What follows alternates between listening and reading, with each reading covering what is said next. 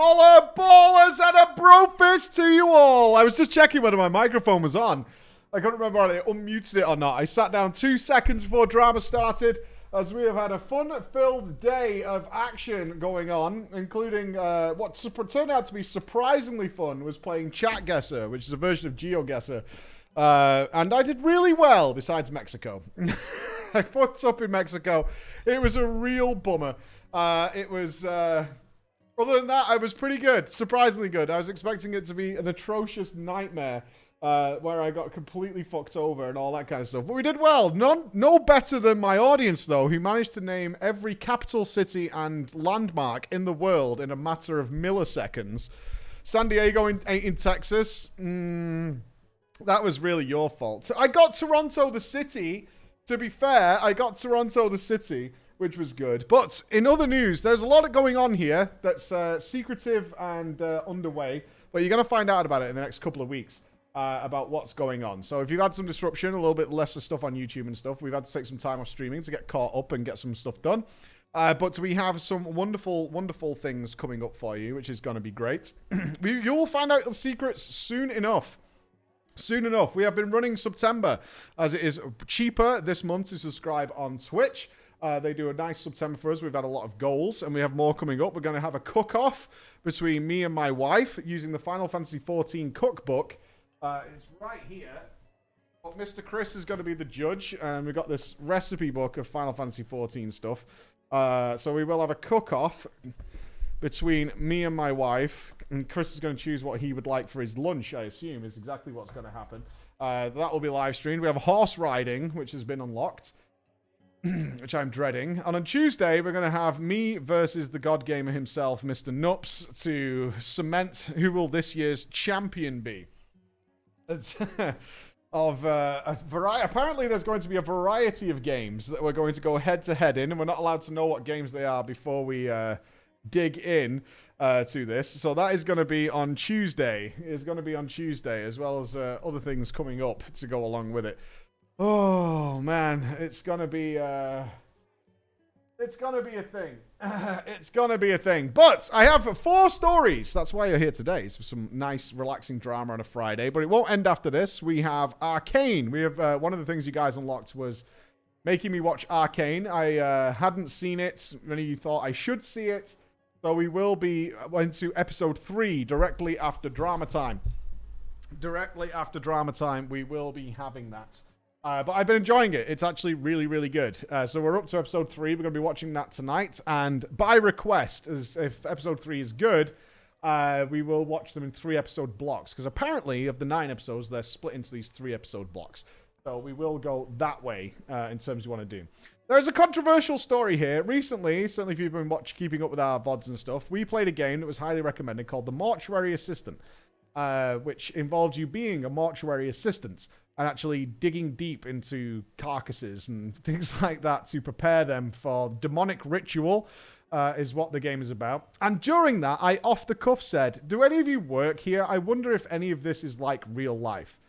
Yep, with the diverse audiences we have, one of you does in fact work as a funeral home assistant and has sent in a story based on their experiences as a funeral home assistant. So I don't know what that's going to be like. Our good lady Bex assures us it is safe to read. Assures us it is safe to read. I don't know if there's demons in it. I have no idea. But we are assured that it is going to be fine. And we're all going to be okay. We're all going to be okay. It's zombies, safe to read. I've been told safe to read.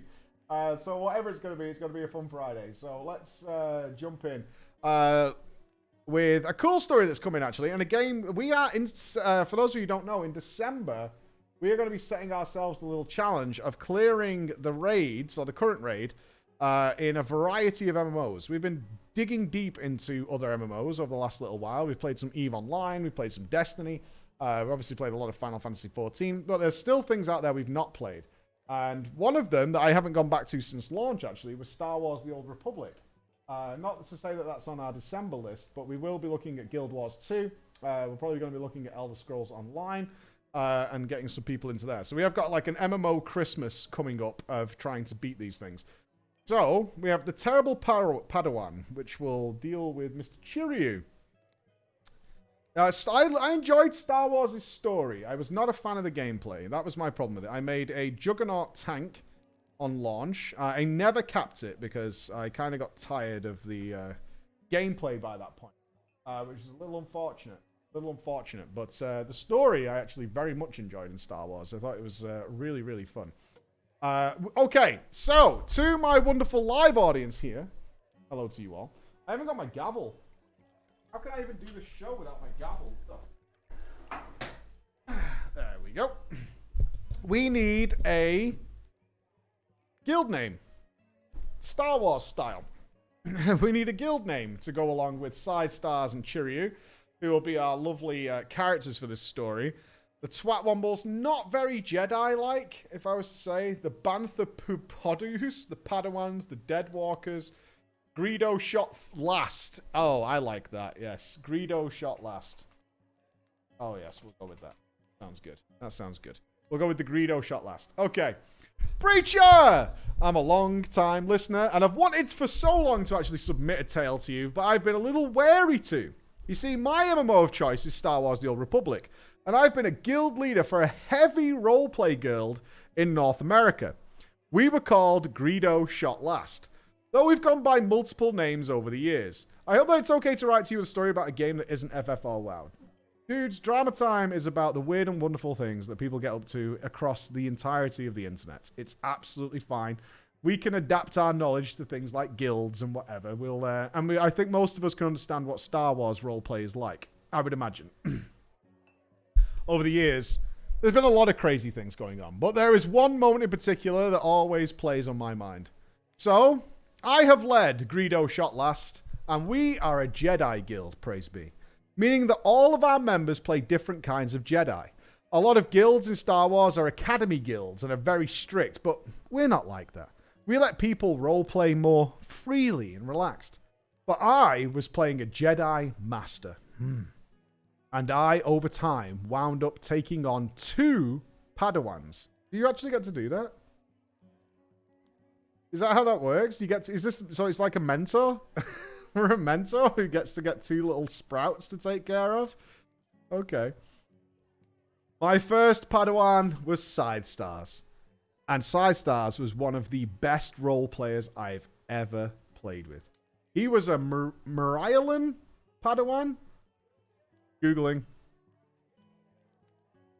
Myrailan?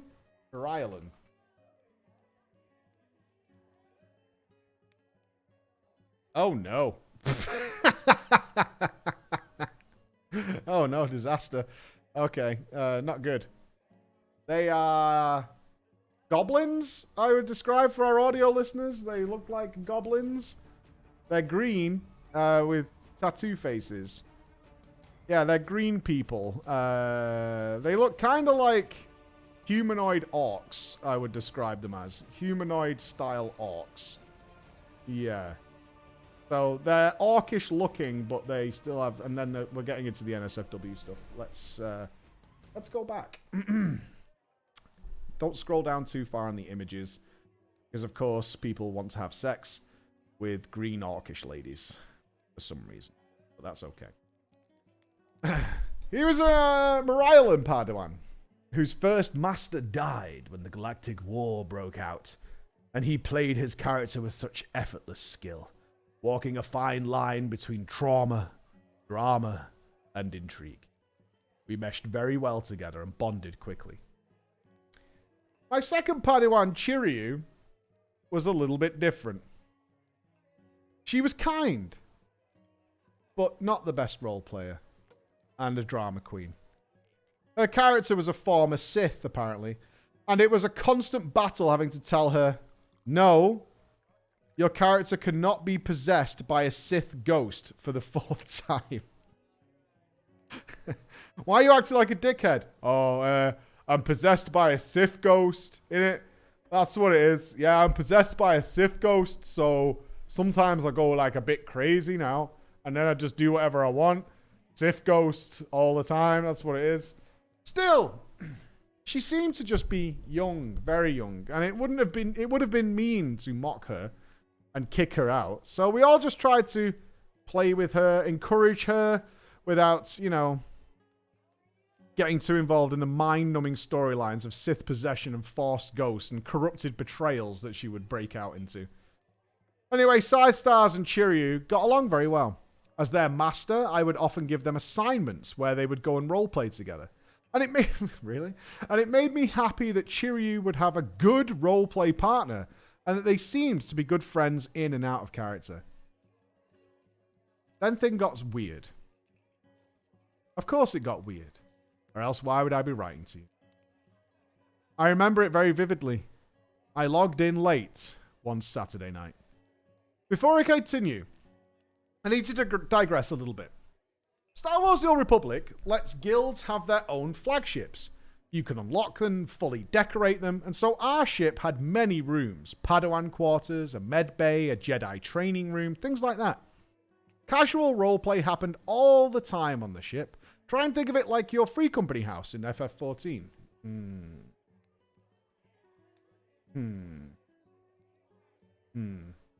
It was like a central hub for all the characters.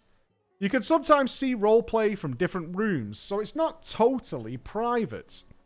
Anyway, I log in late one Saturday night. A little bit after midnight, I'd say. And there are only me, Chiryu, and Side Stars online. I had been on the guild ship in the Padawan room. Lo and behold, Side Stars and Chiryu were there as well.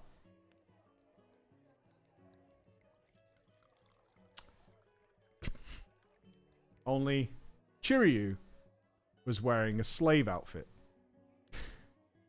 And Side Stars was wearing nothing.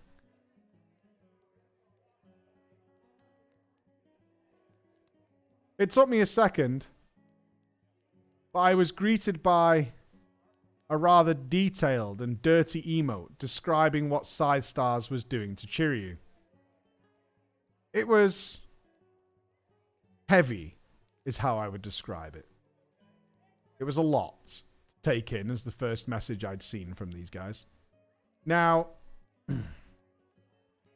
my guild is not an ERP guild. In fact, this was a rule we took quite seriously. It was a rule that was posted everywhere in the Discord, the guild website. You do not ERP in Greedo Shot Last. And if you really, really must get your ERP on, then you go and do it in private. But clearly, that did not seem to matter. And what am I supposed to do? When I log in and see that my two Padawans, the characters that I had brought together and sent out on assignments together and give them stories to play out, were getting their greasy on in our Padawan quarters on our guild ship. How do I react? How do I respond? Well, in the panic of the moment, I alt F4'd. You pussy. What a coward. What a coward. I alt F4'd. Get me the fuck out of here. Maybe I could pretend I didn't see it. Maybe I could say I disconnected and didn't see the emote. And we could just brush everything aside and pretend that nothing ever happened.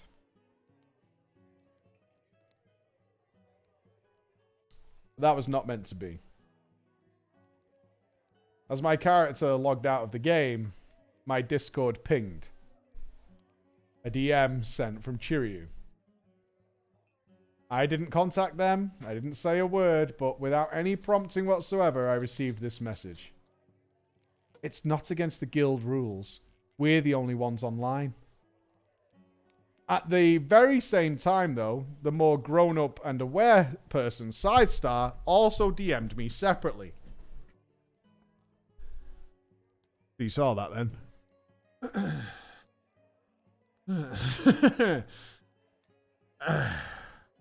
What was I to do? It was late. I'd already alt F4'd out the game. So I pretended I didn't see it. I just didn't respond. And the sad part is about this, you know, I was heartbroken. I actually quite enjoyed my roleplay as a Jedi Master.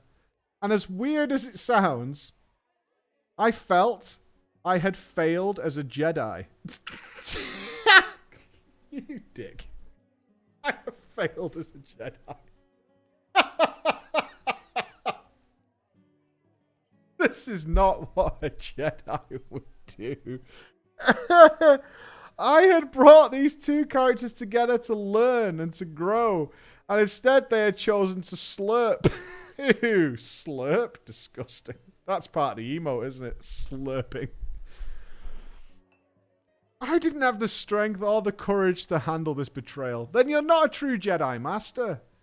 If you haven't got the strength or the courage to deal with a little bit of debauchery, then you can't call yourself a Jedi Master, right? Obi-Wan would have dealt with this, no problem whatsoever. Yoda would have dealt with this. If you can't deal with a bit of slurping, you're not a Jedi Master. I decided that the best course of action was to brush it off. I DM'd them both saying it was not a big deal. It's fine that it was what it was. But reality, I was crushed. Genuinely, I want to express, I basically became the meme with the guy crying behind the smiley mask. But it was the only solution I could think of is to let it pass. And the issue seemed settled. It was an awkward but inconsequential moment, and that was that.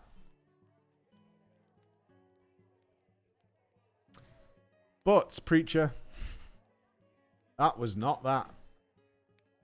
That was not that at all. There was a handful of us online when I logged in, including Chiryu. And she immediately greeted me when I logged in with a message in the pink. We need to talk.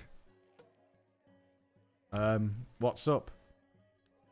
About last night. I'm embarrassed. I can't take it anymore. What do you mean? I have to leave the guild. Unhappy face. Now, I should preface this moment by saying that this is not the first time that Chiryu had threatened to leave our guild.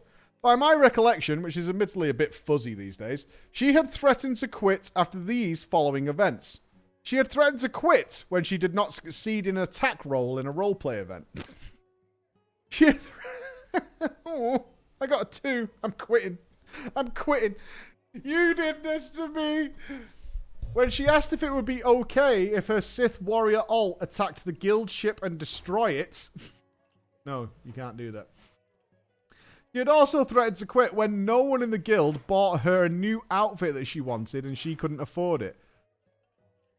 Guys, you're simping badly. Jedis, right? That's the difference. You joined a Jedi guild. They cannot be brought in like that. That is the way of the Sith. Right? A Jedi is pure. Okay? No simping over on Team Jedi. No simping. Yeah, no simping allowed on Team Jedi. They're pure of heart and soul. Needless to say, I couldn't really give a shit if she left, if I was being honest.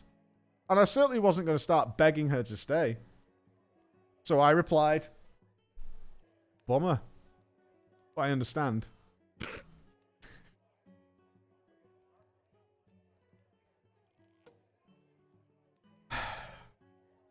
Shit. It's not my choice. I sighed, knowing that this conversation was not going to end unless she got some attention out of it. But I delved in. What? I just can't take it. I know you've never liked me. What? Of course I like you. I took you as my Padawan. No. I can tell. You hate me. I thought about what to say for a moment. But it dawned on me that the only thing worth saying at this point was okay. ... I feel like you don't deal with conflict particularly well. Okay. Bye. She did not take the okay particularly well. Chiryu then immediately G-quit and left the Discord. Now, I don't think that Chiryu was the most popular player, but she had been in the guild for quite a long time, and her leaving obviously raised some concerns. But them concerns were quickly availed. I noticed within an hour the guild had stopped caring. Okay. Why did she leave? I don't know. Okay. Okay. And the world did not end. Now I have a message for the rest of my Jedi Masters out there. Let this be a lesson to you. Pick your Padawans carefully. And make sure they're not slurping on your ship. Why do people want... Who was the slave? Was she the slave or him? Why is somebody a slave? I don't get why somebody's a slave, right? Why must somebody be a slave? I don't want to be a slave. I don't like it. I just don't want to be a slave. I guess for him to lay a slave outfit. Oh, I bet you can... Is that a microtransaction in Star Wars? I bet it is. I bet it is. I bet you get that from the store, don't you? I almost guarantee you get 100%. Does anybody know who's still playing? Somebody must still be playing. It is. It's a microtransaction, I would think. It's a 10-part question, yeah? Yes, but there's also an in-game variant too. Maybe we're gonna, maybe we check out Star Wars, guys. Maybe it's a whole new world of glam. Skip, Soar, or Disband. Okay, I believe we're heading to Final Fantasy XIV. Okay. Skip, Soar, or Disband. Tales from the Dragon Song War. Sounds serious, right? You remember these days? All right, this is going to be a historical precedent for me then, because I don't know what this refers to. Good day, preacher, and the lovely, merciful chat to which I throw myself at your knees. I'm a long-time fan of your channel. Tuning in even when you were covering a certain MMO that I no longer play because... certain MMO that I no longer played because you sound like Asmon and Rich when they were interviewing Yoshi P. You know, other MMOs that maybe do things a little differently. Because I always found your content so fun. Naturally, I love Drama Time, and I've been a listener to it for years. As for who I am, well, I'm just a lass who humbly comes before you today from Team America with a tale from Final Fantasy XIV. This isn't the typical tale normally featured on Drama Time that concerns a large, wacky cast of characters weaving a complex, theatrical-infused narrative. There are no love triangles or raid team shenanigans here. In fact, there are no actors or free companies needing names. Nor is this a tale focused solely on a singular event or even a string of events per se. Rather, this tale is about an entire period of history within one game and how it ended in what I can only describe as the most insanity-induced mass hysteria of an entire player base that I have ever witnessed. Is this as bad as the grapes? Is this grape level? Or is this like even more extreme than that, where it's like 1% boss nerf extreme? Because, you know, things get pretty serious. Let us rewind and spend a little bit of time discussing myself, since my own MMO experiences will provide some context on my perspective of what is about to happen. I played a few different MMOs during my journey on the internet superhighway. By far the one I had sunk the most time into prior to joining FF14 was a little-known indie title by the name of World of Warcraft. You've done a couple of videos on it over the years, I think. Anyway, I was thoroughly invested in WoW and had established a sizable network of friendships. I honestly thought I would be playing that game for decades, but then a certain expansion dropped, and I believe it was called Boarlands of Paymore. Boarlords of Paymore, or something like that. The Boarlords of Paymore Well, needless to say, I wasn't pleased with my experience in WoW at the time, and when the selfie patch was released, I decided that my relationship was over. That was a big one. The selfie patch did not make people happy. Although the selfie cam is actually kind of fun. Honestly, the selfie cam is kind of fun, but that was a disappointing patch. This wasn't a smooth nor graceful breakup. These close friends of mine were aware of my dissatisfaction with the game, but several of them chastised me for slagging the game off. They would say things like, "You don't know how good it is here compared to everywhere else. You don't know. You don't know how good we've got it." Many of these friendships spanning years ended the day I quit World of Warcraft, and absolutely no one followed me. I'm not going to lie, Preacher. It was devastating to lose so many companions, and I still bear the emotional scar to this day. Yep, MMO friends are closer than family in a lot of cases. In darkness, I wandered alone as I desperately tried to find a new MMO to call my home. I first settled on Star Wars, but it was a rocky relationship, and I was not completely satisfied with it. About 4 or 5 months after leaving WoW, I then stumbled upon this niche game of FF14. I actually had FF4 experience since many of the older titles from the 90s were games I grew up with, so I was intrigued.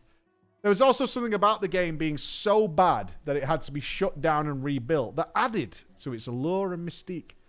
With only time to lose, I decided to give the 2-week free trial a shot on my PC. It was a disaster. It was a disaster because my PC was about as powerful as 2 Lalafells wired together. Jesus. In some cases, it would literally take NPC quest givers minutes to load in because of my horrendous specs. But I stuck it out and ended up playing through all 2 weeks of the free trial. I failed to actually accomplish much of anything. In fact, I think the trial at the time capped you at level 20, but the important thing is that it allowed me to try out every race, mess around on every beginner class, and at least see all 3 of the starting areas. When I finished that 2-week trial, I knew I wanted to invest more time into this game, but there was absolutely no way I could afford a better PC. So I did the unthinkable. I had been mulling over the idea of becoming a console gamer. I could get a PlayStation 3. It would be cheaper than buying a new PC. And it would solve my issues. It was easily within my budget. I could buy a used PS3 and a copy of the game. So I decided this is what I would do. Once everything had arrived, I installed the game, which took, frankly, an insane amount of time. Something like 12 hours. Did it really take around 12 hours to install FF on the PS3? I need a shower. It's too much. It's too much. Oh, no, you'll be fine. With the updates as well, yeah. And it ran not so great. It was better than my PC, but as you can imagine, I thought this would solve all my problems. And it did not. Long load times, broken textures, horrendous popping. You name it, and it was an issue. A little research, though, and I was presented with another solution. A way of solving this problem. It turned out FF14 actually stores a lot of critical data on the local hard drive of the machine it is being played on, and how quickly said machine can access that data can be dramatically increase performance. While certainly getting a little pricier than I wanted, I decided I would put an SSD into my PS3. And it worked. It worked surprisingly well. There were still some issues, such as textures tended to not fully load when teleporting to crowded areas like Revenant's Toll. And while this is getting a bit ahead in the story, the PS3 really liked to crash during the second boss of Void Ark if the camera was zoomed out. I'm still to this day not sure exactly what it was about that boss specifically that caused the PS3 to fall over and die. It was so consistent about it, I got into the habit of zooming my camera in, looking straight at the floor, since that made me not crash. Oh, we've been there. Regardless, The game was overall in a mostly tolerable state now. With my technical issues resolved, I began my adventure anew. This was late A Realm Reborn, with Heaven's Ward on the immediate horizon.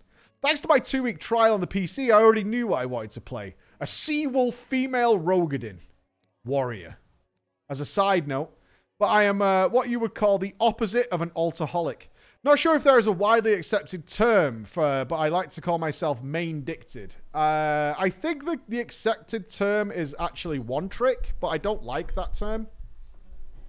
But that is what I generally know as the phrase for people who just play one thing, is one tricks. Anyway, I've played the same character without alteration, aside from changing her hair once. On the same job. Warrior, to this day. That's true. I have never leveled another combat class aside from Gladiator and Pugilist to unlock the bare necessary cross-class skills, as was the style at the time. And I followed a similar mantra for my crafting and gathering classes. Then you're a noob, because the role quest stuff is fire. And it is well worth doing. And we have a video coming out on it. And maybe I can tempt you into it, because it's a spoiler-free video. But it is well good. And you should do it. My initial journey into Eorzea went okay, kinda. I could feel that there was something special about this game. An almost tangible feeling that love and care was put into it. However, old school A Realm Reborn was rough. There was a lot of filler and pacing was painful. What was even worse is starting out as a tanking class was brutal in those days. You did not even get your tanking stance until level 30? Is that true? And enmity was extremely difficult to manage back then, especially if your gear was shit. They had a tank job that had no tank stance till 30. Level 40 on Paladin. Oh, that is cancer. Oh my god. Why? I don't understand why. If you got a twinked out DPS player in a lower level dungeon who knew how to pump with their 3-button rotation, then it was GG's. The end result of this was back-to-back bad experiences in the level 20 dungeons, especially Totorak. Combined with the slow pacing, I concluded that maybe this game just wasn't for me. And I went back to Star Wars. I wasn't gone long, maybe 2 months, as the PvP team I had joined in Star Wars fell apart spectacularly. With no desire to pick up the pieces in that game, and with my brand new, shiny, refurbished PS3 sitting on a shelf, housing its awesome SSD, I felt obligated to give Final Fantasy XIV another chance. This was right after Heaven's Ward had launched in 2015 Rising event was going on.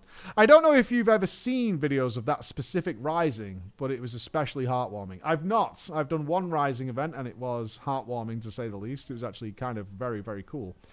Being transported to the offices of the developers and hearing Yoshida-san profess his sincere appreciation for the players really struck a chord with me.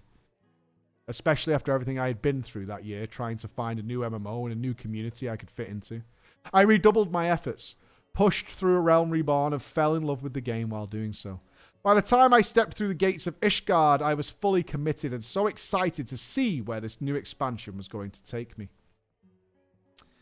And here comes the heart of this tale, my friends. Heaven's Ward. The mere name invokes chills in us today as we think back on so many memorable characters.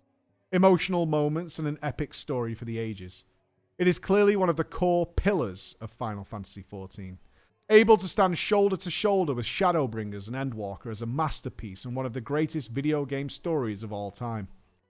Obviously, one would assume that this was the golden era of the game, where everyone frolicked within a land of milk and honey. Clearly, this was to FF14 what Wrath of the Lich King was to World of Warcraft, right?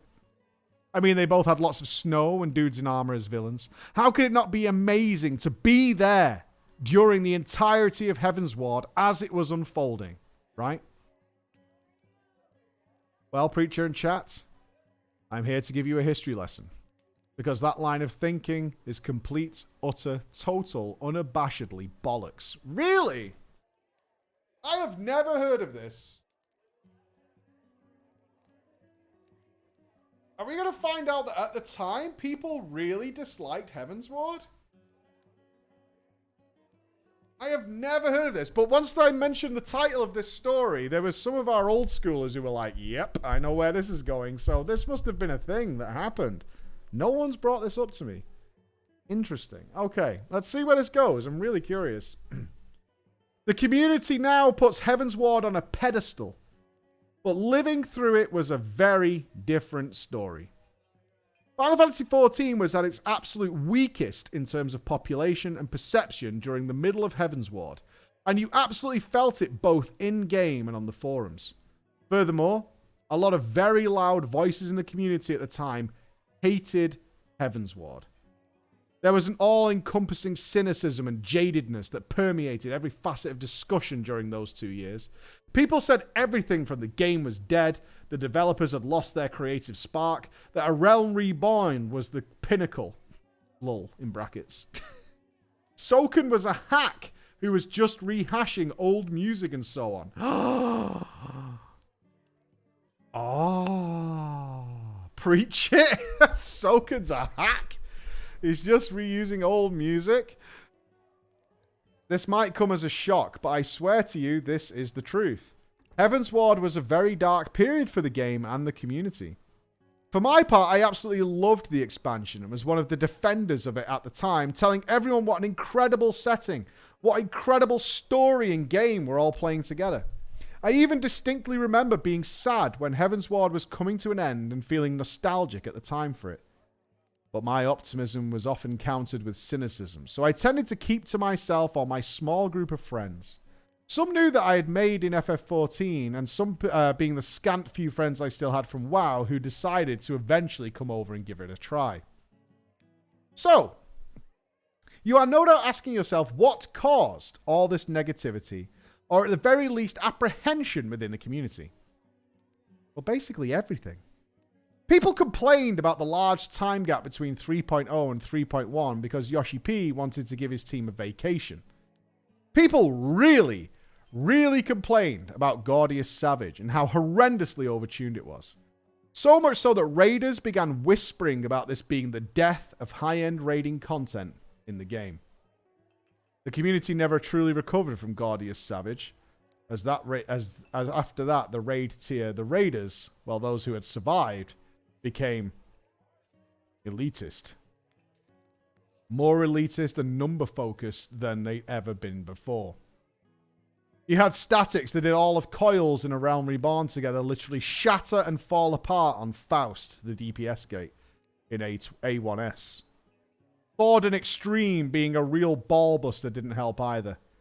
People hated Diadem, and then hated it again when Square spent the whole expansion reworking it, and then released a new version, which is still different than the third version present in the firmament. Oh, and you better believe there were salty tears over the second Diadem potentially giving weapons that were superior to the Savage weapons. Even derogatory names were being used for locations like dubbing Idleshire as Idleshire, to denote that there was nothing to do. Sounds like an MMO community to me. Diadem was really shit. Random stats that were BIS was sucked hard. Oh yeah, Raiders lost their fucking minds. Okay, I need to... our Savage journey begins in the not super short term, but soon enough. So I guess I will step face to face with this Savage torment, at least in whatever current version it's in. The community was mentally in a weird place. In more ways than one, FF14 was going through adolescence as both the developers and the game's players were struggling with an identity crisis. The growing pains were very real, and just like any angsty teenager, there was a rebellious streak in the community. While the devs tried desperately to shape the game into what it eventually is today, the players met each change with opposition and even derision. The sardonic attitude over the expansion, combined with the rising levels of elitism within the decimated raid scene, only fueled this sentiment. This is so well written. Good for you. So now, we finally reach the focal point of this story, and where all these events culminate. Me, an ex-WoW player, fully committed to FF14, and a very cynical FF14 community. It's 2017, my friends, and patch 3.5 is out, and with that, the final 8-man trial fight of the expansion, who also happens to be the star of this story. Zervan. I can't remember Zervan. I've killed it. Zervan. Who was Zervan? Oh, the Warring Triad. Okay. Yeah. Okay, I remember. So, okay. Everything before has built up to this one moment in time. Zervan is out, and it's just another fight, right? No big deal. What is even remarkable about it? It's just some mid-core content at the end of an expansion. Well, here's the thing. The top rating teams that had survived Gordius Savage at the beginning of Heaven's Ward had a lot of clout and influence by expansion's end. They went in with their best-in-slot gear and their 99th percentile passes and proceeded to just demolish Zervan. They absolutely crushed him. Cleared within a couple of pulls and skipped entire mechanics. They smashed Zervan so hard they were in disbelief at this easy mode boss and were very, very vocal of this opinion. Videos were posted, forum topics were made, all with the same message of what a pushover the fight is and how many mechanics can be skipped. The FF14 community, Mr. Preach. The community lost their fucking minds. I still can scarcely believe it today, but it was madness. Literal madness. An insanity born from a combination of all these different factors festering over the course of Heaven's Ward. Every single North American FF14 player, every single one concluded in unison that the only way to do this... Oh, I see where this is going. Oh, no. The only way to do this fight was the same way the top 1% players did.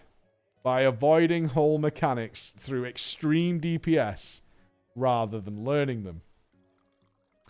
In particular, the one mechanic they insisted on skipping was called Soar. Never mind that the vast majority of players lacked the gear to pump those numbers the top-end Raiders was doing, and the vast majority of those with the gear couldn't play the game to pump out those numbers. It didn't matter. Party Finder literally expected that every single person in the game had to be on the same level as the world first week 1 2-pull clear raider. The community had stubbornly set this course. They would skip the first Soar. Tank LB3 on the second Soar and kill Zervan before the third. Anything less was unacceptable. And no one in the community learned how to do Soar as a result. I have to ask the people I raided with, did we skip Soar? Did we do that? I can't remember. Or did we learn Soar? I can't remember the mechanic, but did we skip it or did we do it? No? Did we learn it? Of course you did. I don't know. I can't remember whether we did it. No, we learned it. Oh, we did it. You disbanded. We did them all. We did Soar. Okay, cool. It's worth pointing out at this time that this phenomenon did not occur in the Japanese servers. They learned and did the fight normally. I'm pretty sure this skip Soar or disband mentality also happened in the EU, although I don't think it was quite as bad there as it was in North America. A little known YouTuber is... Oh god, this can't have been me. A little known YouTuber at the time even did a short 3-minute video titled The 7 Stages of Zervan covering it. I think you have talked with her once or twice. This morning at 7 AM actually. She goes by the name of Zeppler. I've included a link if you want to stop and give it a watch. Just know that she only scratches the iceberg. Well, I think we should look at Baby Zeppler. I'll play the audio for our wonderful... I think we should have a look at Baby Zeppler. It's your favourite vid she's ever done. This video is unavailable. What link have you given me here? You scammed me? You played me like a fiddle, haven't you? Oh my god. Star Trek Picard final season sneak peek. Nope. Nope. Yes, Zeppler is unbanned now. The 7 Stages of Zervan. By Zeppler. Okay, only 60k views. Kind of trash. Get better, Zeppler. Or? Alright. Disclaimer. All right, this is for our audio dudes. Disclaimer, this is not a serious video. It is for entertainment only. If the game is stressing you out, take some time to relax and always approach encounters with patience and a desire to learn. Smile face.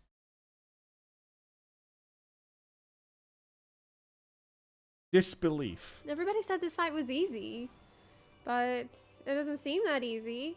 I didn't go in with any knowledge of the fight and I didn't watch any videos, but everybody said that I didn't need to do that. Like, I could just go in and YOLO and be done with it, but it's like, clearly there's more to this fight than I had anticipated. Denial. This is fine. We can do this. This is doable. We can make it through it. We can learn how to do the mechanics just like we did with every other primal. It's not going to be an issue. We haven't been here that long. I should point out to our audio and, listeners, everybody's dead while she's time saying this. To progress. This progression is the most fun part of the game. Nice floor. Bargaining. Okay, that wasn't working. That's fine. We can have a new strategy. Maybe the Dragoon goes to the southeast and the Bard goes to the northwest. Copium. Right? Yeah, this would be called copium these days. Maybe four DPS isn't enough. Maybe we need 5 DPS. We just need everybody to put out more DPS. Can the healer do some more DPS, baby? I will do more DPS. Okay, some people don't know where the directions are. Just follow. Come with me, dude. Just come with me. Here's your spot.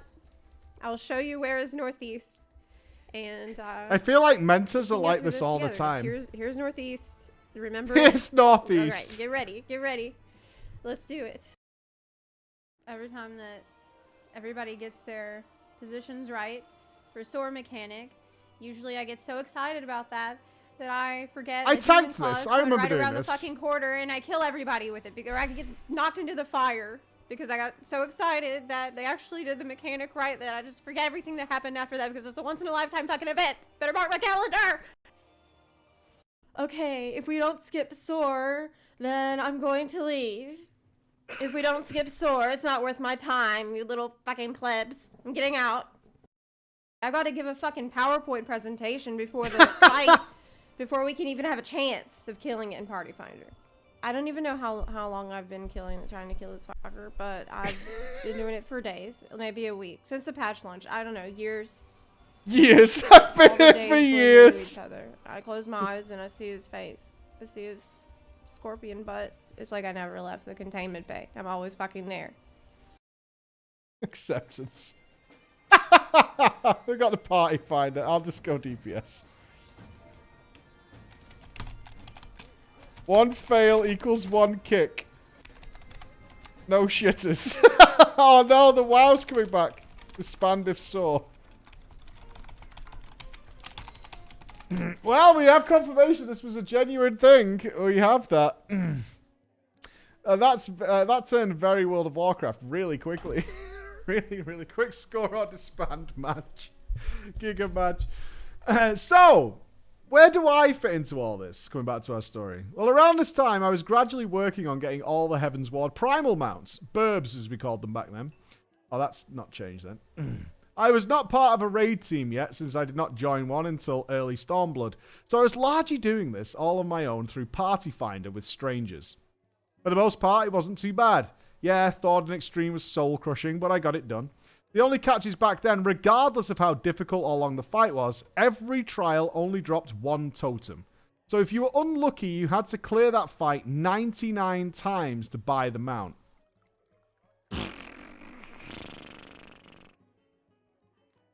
Bummer. Eventually, the only extreme trial mount I still needed was Zavan's. I had not even touched this extreme until this point since I had been so busy with the other fights. Therefore, one evening I decide it's time. I hop into the Party Finder. I believe this was around when 355 had just dropped and there were still tons of Zervan groups going. I cycled through the list and immediately noticed 2 peculiar things. First, many other groups had in their description a simple message. Skip Soar or disband. Second, almost all groups had just had 1 tank slot, 5 DPS slots, with a few even having 1 tank, 1 healer, and 6 DPS. This caused me to raise an eyebrow. I just shrug and assume that we don't need 2 tanks on this fight. At this time, I was completely unaware of the drama surrounding Zervan, and my only knowledge of the fight was the basic guide I'd watched and that apparently it had low clear rates in Party Finder. Cycling down the list, I find one group with an open tank spot and I click on it only to get an error message. Confused, I try again only to get the same error. Eventually I discovered the reason for this error was that Party Finder was not allowing warriors to join. I was a bit perturbed by this, but it was the right of the group leader, I suppose, to set whatever parameters they want, so I'd just try a different group. Same message. No warriors. A quick survey and I realized about half of the Party Finder groups were blocking warrior from entry. Can you still do this? Can you specify that certain jobs can't join? That's gigatoxic. Nice. Can you imagine if that was in Warcraft? That would be brutal. Then, about the remaining half that I joined would kick me within seconds when they saw that I was a warrior. So one half outright bans warriors, the other half have forgot to ban warriors.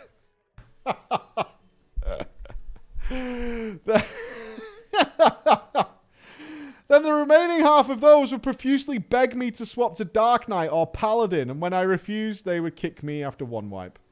Keep in mind, all of these groups only had 1 tank spot as well. So why? Why was this? Why was Warrior, a class often lauded as being one of the best during Heaven's Ward, suddenly treated as unclean? Well, it had to do with skipping Soar. You see, a Party Finder's obsession with more DPS to try and brute force its way into skipping Soar, most players were not able to do enough damage on their own. They almost always did not take an off-tank. There was a particular mechanic, though, called Demon's Claw, where Zervan would stun, then knock back the main tank, and follow this by shooting a laser at them. And the damage from this laser needed to be split by the party. However, the catch is that the first person in line of this laser took the brunt of that damage. It was the most clear-cut case in the fight of the off-tank having a job to do. No off-tank created a problem, though. Because the mechanic could not be skipped with damage, it had to be done. Party Finder's solution, though, was tank immunity. Dark Knight... Oh, ribbity, ribbity, ribbity. Ribbity, ribbity. Dark Knight, and especially Paladin, could do it. As long as they popped their immunity right before the stun, they would live through the laser and the rest of the group didn't need to deal with the mechanic. The warrior immunity home gang, however, did not last long enough. There were some people who swore it could if you just timed it right. I swear I could do it. But I never once witnessed it or was able to do it myself. So yeah. Because of that fucking laser and Warrior's inability to cheese it, they were declared untouchable in the Party Finder. But what of the groups that didn't kick me but still had the 5 DPS comp? Well, it got even more complicated. But it was possible for certain DPS with strong personals like Mana Ward and Black Mages to... I can't, I've got ley lines down. You'll have to get some... You'll have to get someone else. To soak that first hit of the split damage. It wasn't pretty, and I always felt bad if I joined a party that couldn't make it work, or the first DPS in the line would die regardless of their valiant efforts. Those guys and gals were real troopers in my book. Even though they adamantly stuck to the 5 DPS comp, they tried to find another solution to the problem with a warrior. Me in their party. Yes, I'm aware that I partly brought this on myself since I refused to play anything other than warrior. I understand that a lot of heartache could have been avoided if I just leveled something else, specifically for situations like this. But my real counterpoint to that criticism is FF14 is a game that even then tried to pride itself on class balance. Bring what you want. Plus, I really must stress how out of their fucking minds the North American community was. They were so delusional that even when Stormblood dropped, you had people, even lore experts, claiming that Stormblood was a superior story to Heaven's Ward. Ew! I spit on you from a great height. Incorrect. Incorrect. Objectively false. Bad. People were in cuckoo land. And it felt like I was the only sane person appreciating Heavensward for all its good when it was relevant. Thankfully, it only took a few months post-Stormblood for the narratives to shift, and the new general consensus that formed of Heavensward as the award-winning expansion is the one we have to this day. A side tangent, though. But if you want to know when I personally think the game was at its objective worst, then that would be the first weeks of Stormblood. Not only was the 4.0 story disappointing following Heavensward, in my opinion, but they were serious technical issues as well. Raban and Pippin's savage bottlenecking MSQ progress as the entire player base was being front-loaded into a single set of instant duties was the most visible of these poor design choices. Oh, what's this? Raban Savage. You guys know about this? This is all news to me. This is like the history I know about WoW, but I don't know it about FF14. Raban Extreme. Oh, yeah. It was torture. I assume you were just like queuing to get into an instance. It just wouldn't work. Oh, God. Raban Savage is legendary.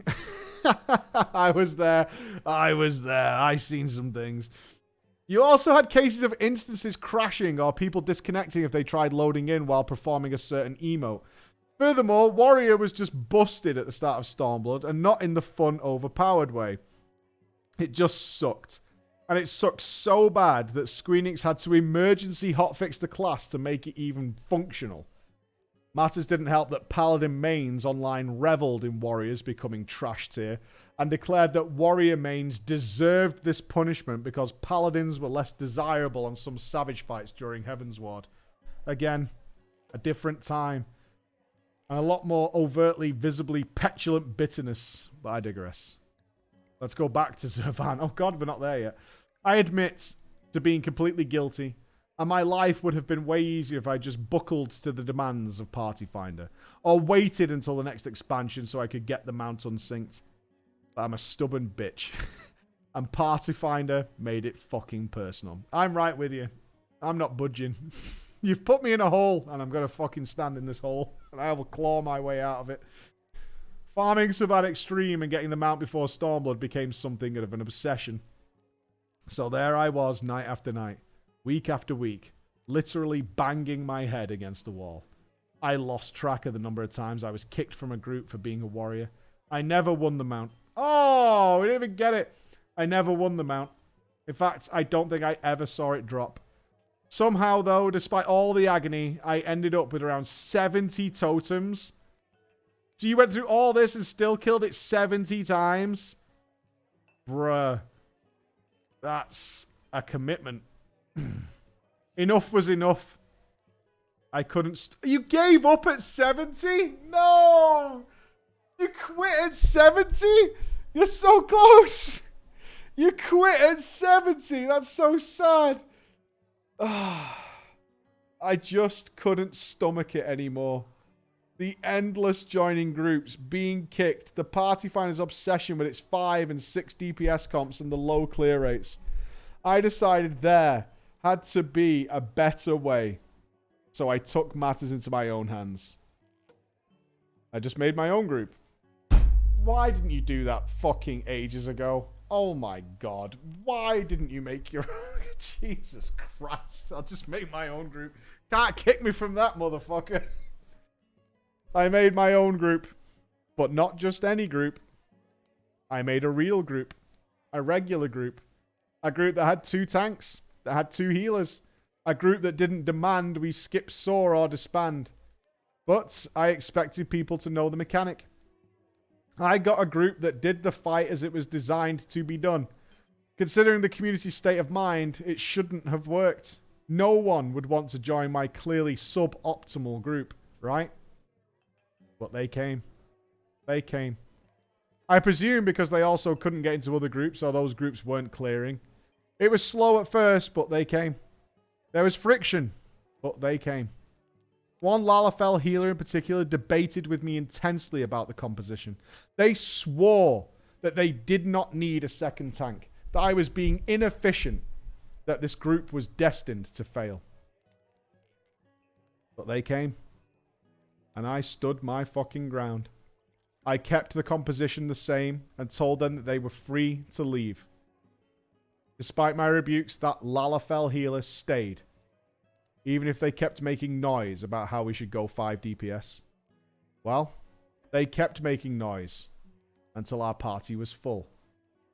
And we cleared. And we cleared. And we cleared again. And we cleared again. And we cleared again. My apparently inefficient group was just securing kill after kill with an abnormally high success rate for Zervan Farm in Party Finder.